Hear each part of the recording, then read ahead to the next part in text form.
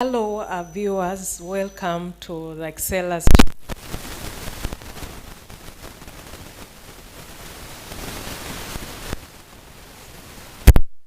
Two lovely ladies who are going to introduce themselves to us. Welcome. Hello, thank you, Dr. Christine. My name is Doreen Kiria, and very glad to be here. Welcome. Thank you very much, Christine, and welcome, viewers. My name is Eleanor Magongo. I am also very happy to be here. All right. Welcome, ladies. So, to those who might have missed Shola Sunday, we still having a topic about men being lonely. A certain gentleman made a clip and he was saying men are lonely, though they don't usually show it. So today, we'd like to hear the ladies' perspective of that. Do you think men are lonely?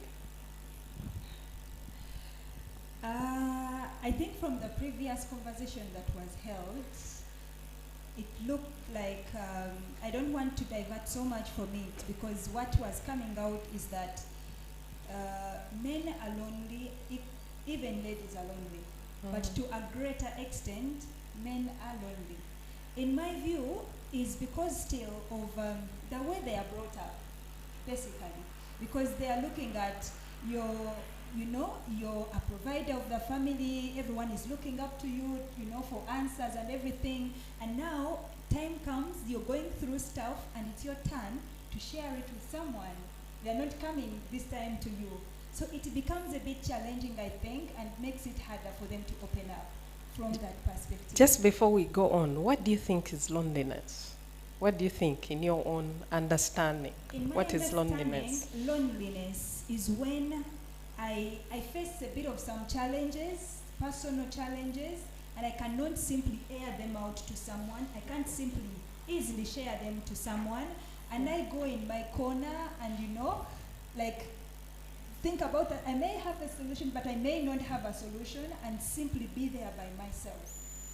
All right. Yeah, you raise very important things. The way especially the African culture, the way men are perceived, they're supposed to be strong, they are supposed to handle things. So like you're saying, many times a man will be struggling with something, but they're not willing to share it with someone. But I also wanted to say that I think it largely depends on the character of the person. I know on the previous talk show, a pastor mentioned that women have more words than men, and that's scientifically correct.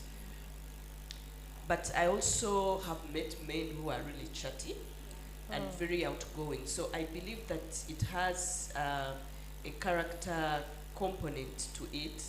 If someone is generally a sanguine, they're outgoing, they make friends easily, they start conversations with strangers very easily, I think the chances that that person will be lonely are minimal compared to a man who is a withdrawn, an introvert.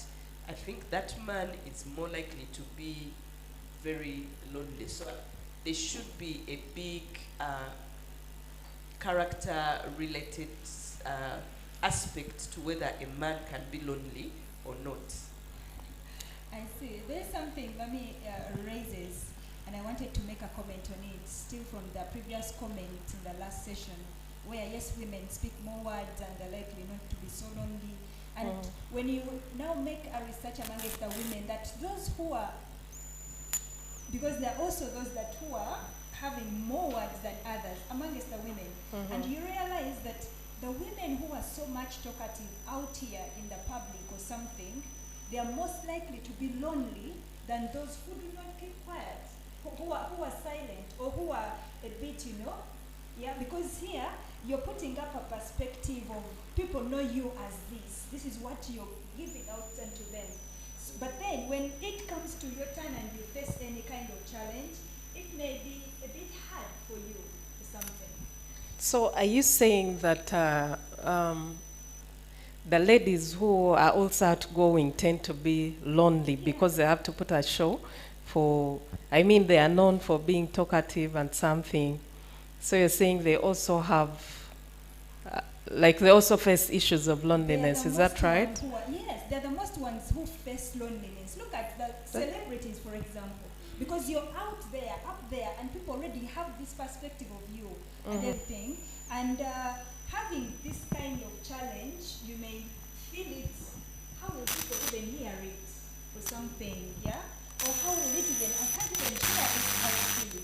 But personally, I may not be outgoing there. I may not be this, but I have a friend I can confide in. I have one or two people that know I will not die with something. Besides a character like how you've explained, those who are outgoing, those who are introverts, what other thing can make men lonely?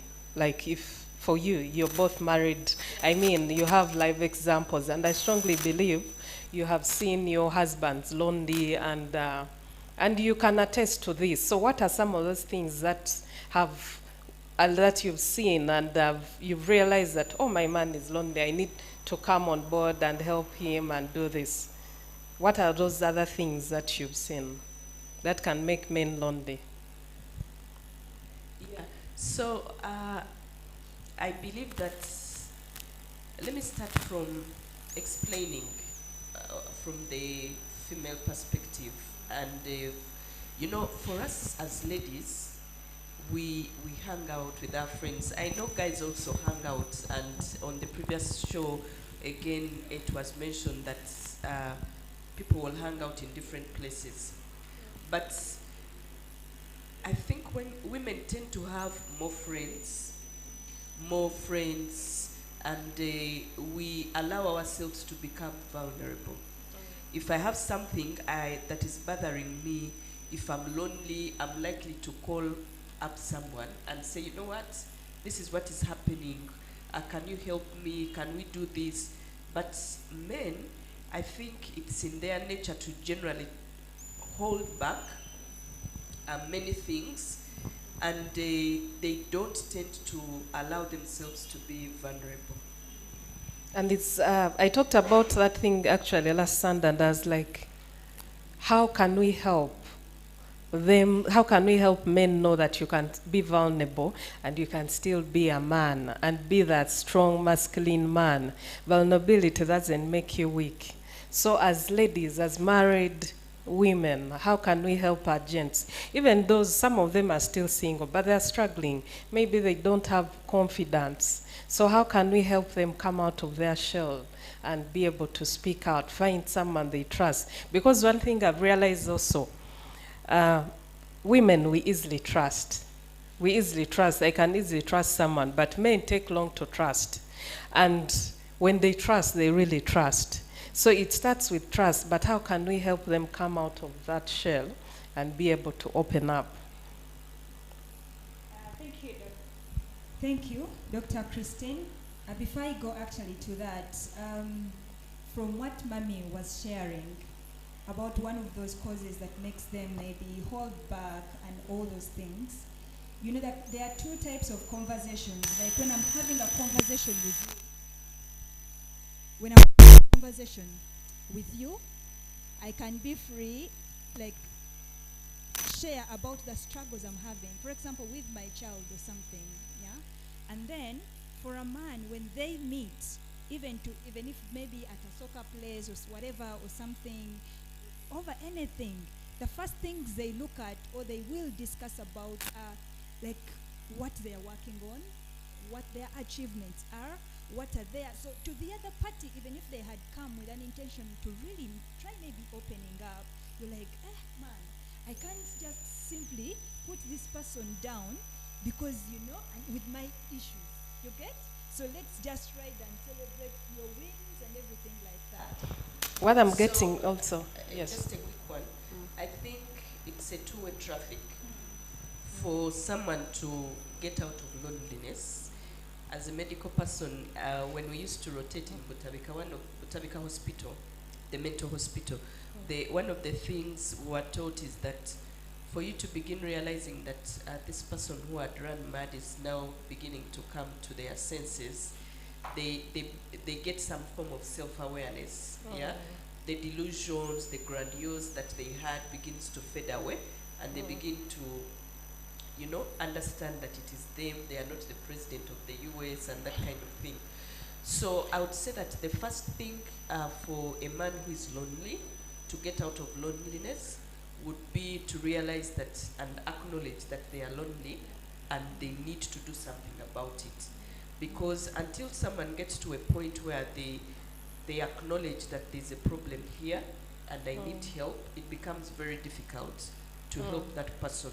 So for men who are out there and you feel lonely, your initial step is to first of all acknowledge that you are lonely and you need to get out of that state of loneliness. And then you do something about it, because even if I'm going to help you, if you close up, I will not be able to penetrate to get to what is actually bothering you and causing you to withdraw and become lonely. So I think it's a two-way traffic for ladies in a marriage setting to be able to help a guy. The person should be willing to speak about the challenges or whatever they feel is giving them that sense of loneliness. I've remembered something, because, I mean, even us, if I'm to open up to someone, it should be a safe space for me to open up. So making sure that you find that safe space where you can open up is an important thing. It's not a matter of just finding someone to open up, but that safe space where you know that if you've told this one the darkest secret, your secret will be safe. And also remembering that everyone feels lonely. Even us ladies, we feel lonely. But the advantage is that we don't allow it to get to us. We find a safe space to talk to have a safe space to talk to someone, you know, and air out. So, agents out there, don't be lonely. Thank you. And one of the other things I also wanted to say is we are not here condemning someone, they are lonely or what, something like that. But what we are saying is there is something we can do about it. Yeah, there is something that can be done about it. We are not saying, yes, we know the character of gentleman is not like, you know, making the whole village your friends or something, but find one person or two. Or just share something, because you cannot just be on your own and do like this. You know, there are some other women I've had who are married and, you know, they have decided to cut off all the friends of their husband such that they have them and their husband alone. Which is not Which good. is not good. Because and you found this man with his friends. True. Yeah. And you know, there are some things, even if you're married, that he may want to share with another person. And so you're actually, as a wife, you're doing a disservice to him now that you're distancing him from his other friends who would have, you know, opened out to. Actually, people who do that need to style up. Because if you find me, if we get into a relationship and we marry, for God's sake, you phone me with my friends, I phone you with your friends. So it's important for us to respect that, to know that even when two people get married, it's important, and that might be one of the reasons that people really get lonely. Because if you had a group of friends and you get into a relationship and all those friends have been cut off, you will certainly become very, very lonely. So it's important for us to have that trust that allows the guy to have their friends, and the guy to also understand that even the ladies would like to keep their friends. And just to add quickly, that more than before, we need to be very deliberate in making friends, in getting out there to do things that are going to keep us active, because we are living the generation in which we grew. It's very different from the current generation. Now it appears that there's a lot of individualism, if I may say so. I can come to an event and I would sit alone and be entertained on my phone, but I've come for a social event. Maybe it's a wedding, it's an introduction, but you find people, and sometimes it's so interesting. and not in a positive sense, that you go to a restaurant and you see a family has walked in for a day out, and the husband is on the phone, the wife is on the phone, the children are right into their gadgets.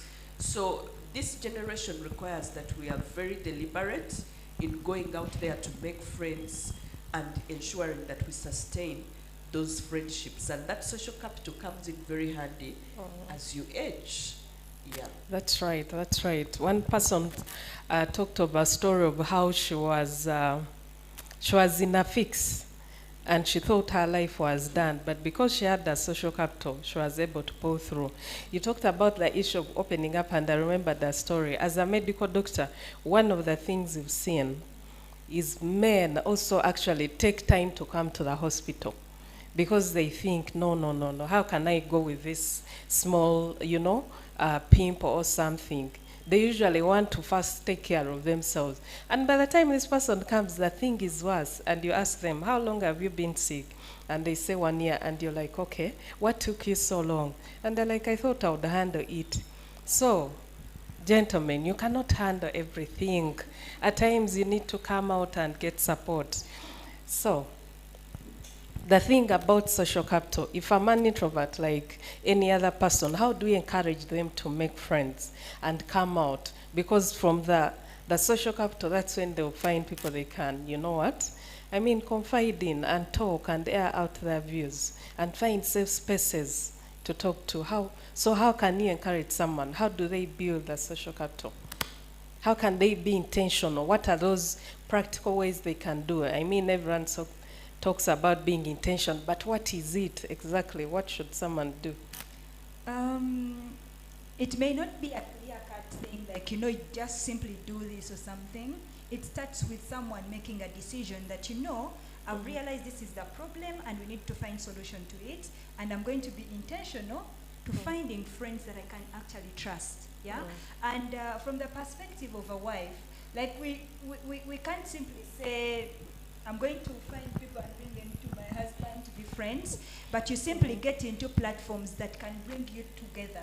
And the platforms have both women, can be married women and married, like a couple.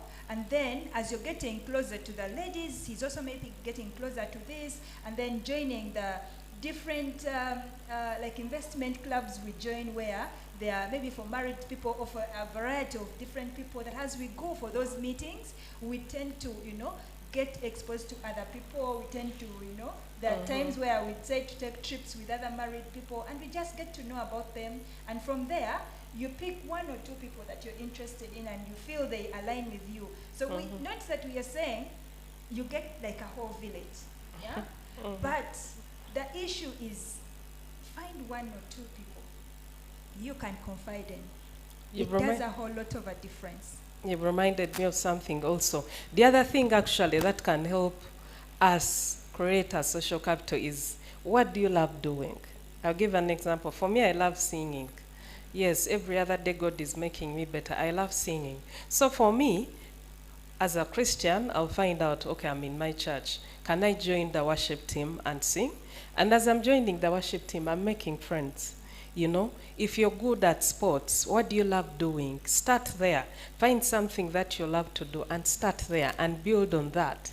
And you may never know who you can meet while doing that. I joined medical school in 1996. And last week we met as our ladies medical school class. We met for an evening.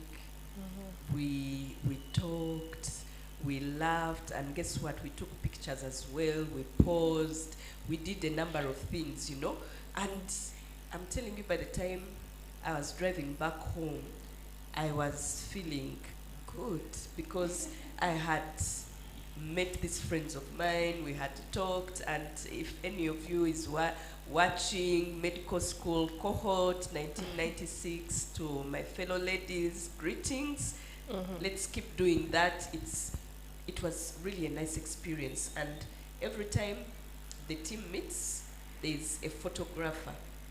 We take pictures, pause, laugh, and by the time you go back, you're really refreshed. You've been in touch with your friends. So being deliberate means that you're going to pause. One of the things that I believe contributes to the loneliness is sometimes our work schedules. Yeah. So if you're coming from a work setting that is so busy and all the time you're carrying homework, you know. Personally, last year was also quite busy, but this year I have decided that once my girls are meeting, I am going to be available. So you have to get to that point where you say, yes, I have work to do, but I am going to take off this time for myself. And guess what? That work will never get finished. Even when you work so hard through the night to clear your plates, before you know it, your inbox is going to be full again with things that you have to do. So you have to learn how to take a pause, breathe, enjoy, rejuvenate, and then go back. Actually, to add on that point, you remember that time I learned something from you. I remember there's one time, to those who may not know, Dr. Elena is my boss, and at the same time a pastor. So one time, I sent an email on Saturday, and honestly, I needed feedback there and then.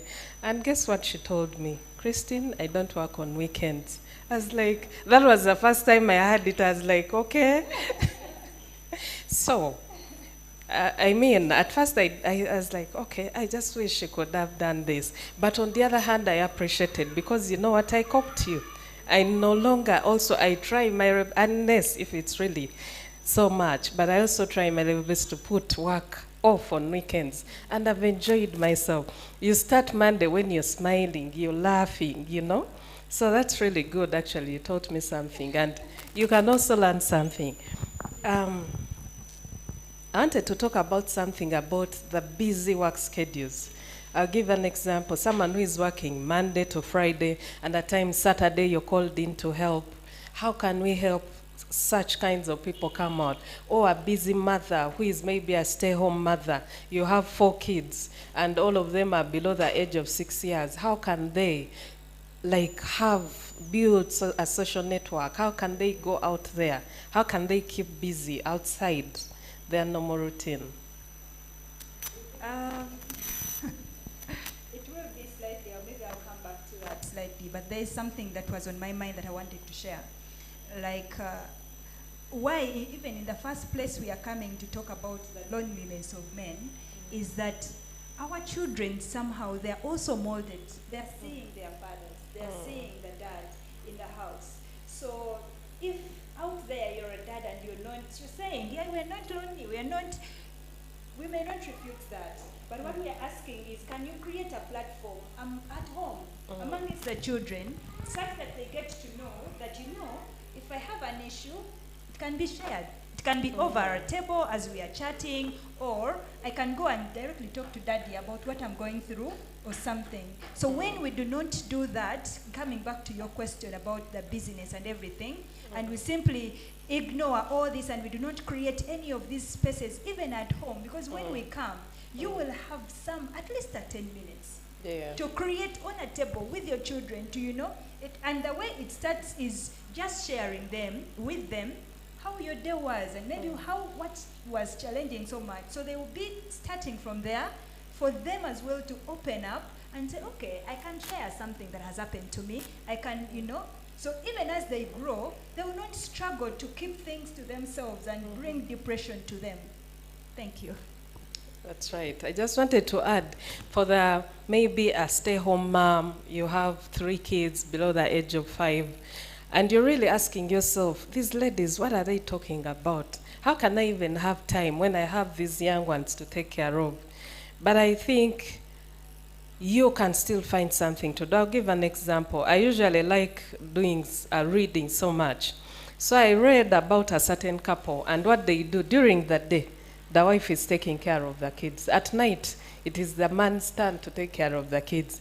So when the man is taking care of the baby, find an hour or 2, get to learn a skill on the internet, read a book, or find that 1 hour, 7 to 8, go and hang out with friends. You can still do something with the little time you have. Yeah.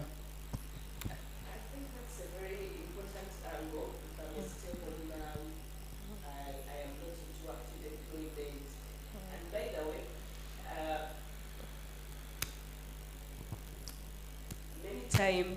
many times people think that if I've had very many statements from mean guys who think that women who stay home, they don't get tired. After all, they are home, they are sleeping most of the time they are doing nothing.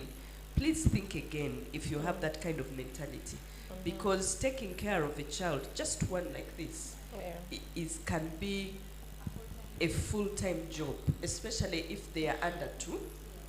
They are sleeping for short times, they are waking up, you've just started doing this, you end up having like half, almost incomplete pieces of work, because as you start, the child wakes up, then you have to take care of them.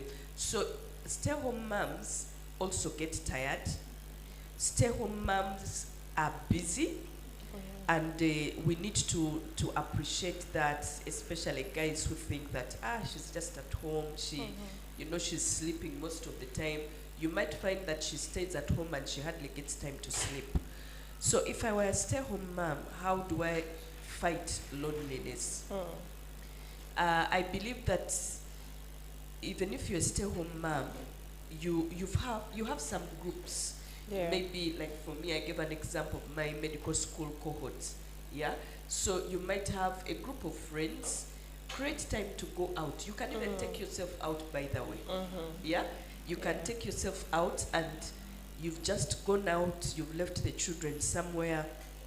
You go to Cafe Javas or a place of your choice, and you have this beautiful book that you've always wanted to read, and you sit there and you read it. You might not be talking to someone, but you are doing something that is helping you to rejuvenate, helping you to come alive. And when you go back, you'll have renewed energy to be a better mom. Or you can have a group of friends that you're going to hang out with on a regular basis. It would be something that you look forward to. Yeah. You know that every once in a month, I get to hang out with my friends.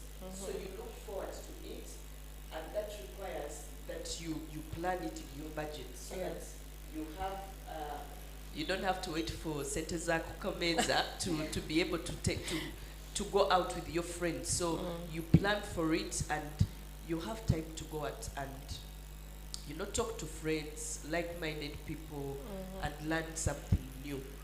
Yeah. And also making sure that you don't get excuses. At times when you come so tired, there's that tendency where you're like, no, I think I can relax in my bedroom. I can just go and put a nice bath and relax there. But being intentional, in other words, you purpose with your whole heart that I'm going to go out. Even when it has rained, like today it rained so heavily and sleep was so nice, but I remembered as like we have a real life talk show.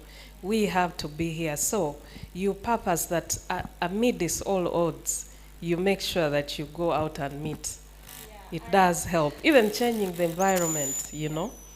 agree with you. It's for real, the loneliness, and because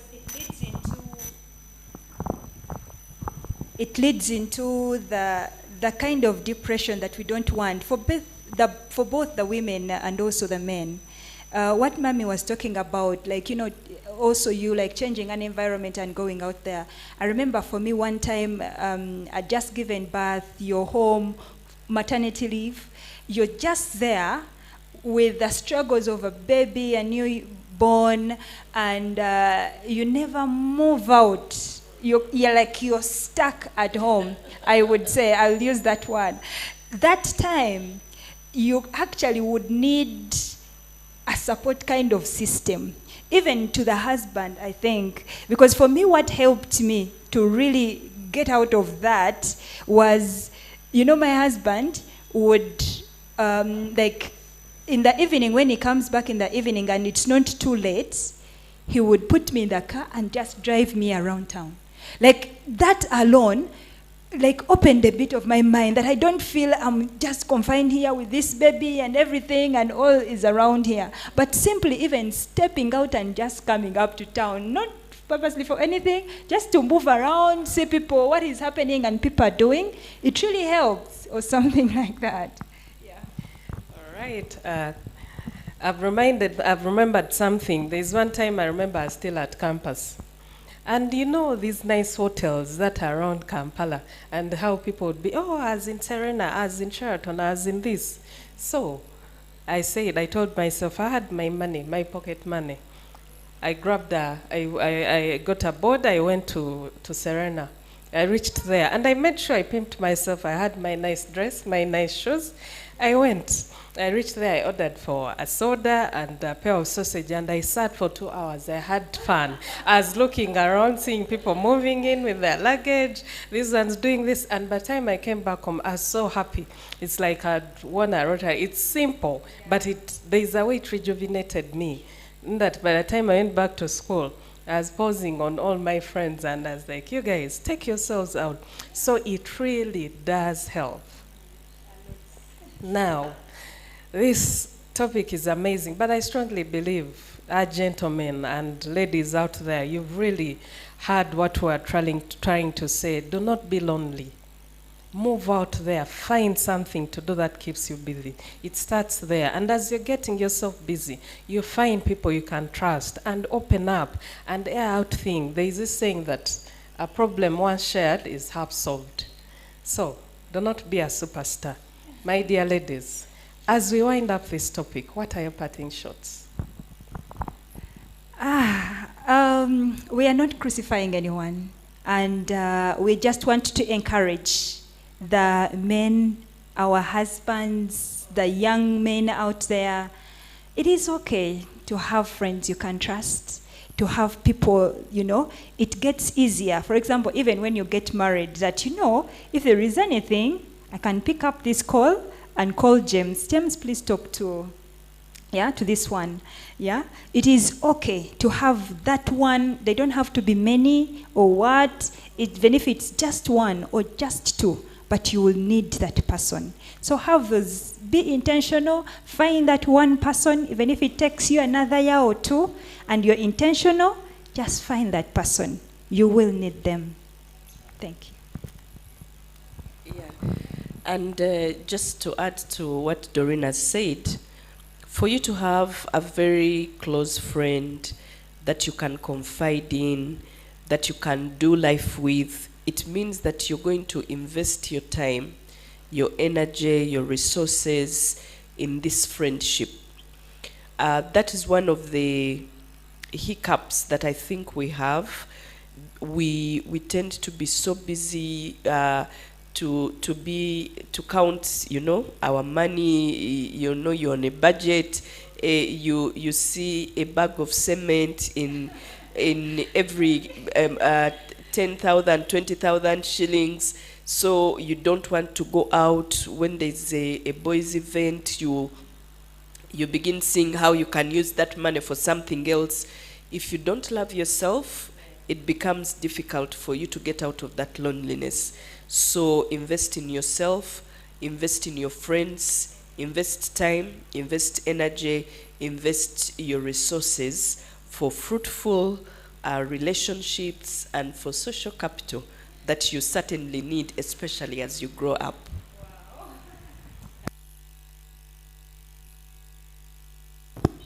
My viewers out there, one thing I know is that you can never remain the same when you listen to such conversations. They enrich and they really help us move forward. So as we begin 2024, make it a point to move out. Like how Dr. Elena said, at times you have this mentality, yes, it is okay to save, yes, it is okay to invest. But as you're doing that, take care of yourself too. Because if you save and you're not taking care of yourself, a time is going to reach when you use your saving to take care of you. So use your money wisely, and also make sure that you're putting yourself first, of course, after God. So, as we wind up, I want to encourage you. I'm looking forward to hearing your comments. I'm looking forward to hearing you telling me the social groups you've, gotten involved in, the different networks you've gotten involved in, the activities you're doing, the things that have changed in your life. It's good to know. I would like to hear from you. As a panel, I would like to hear from you. And you have a question for us, feel free to share it. We will respond to it the next time we're on this show. And be reminded that every Saturday, this show is going to be live. Please watch out. Do not miss any of them, and you will surely be blessed. Christine is my name. We love you. God richly bless you. Bye. Bye.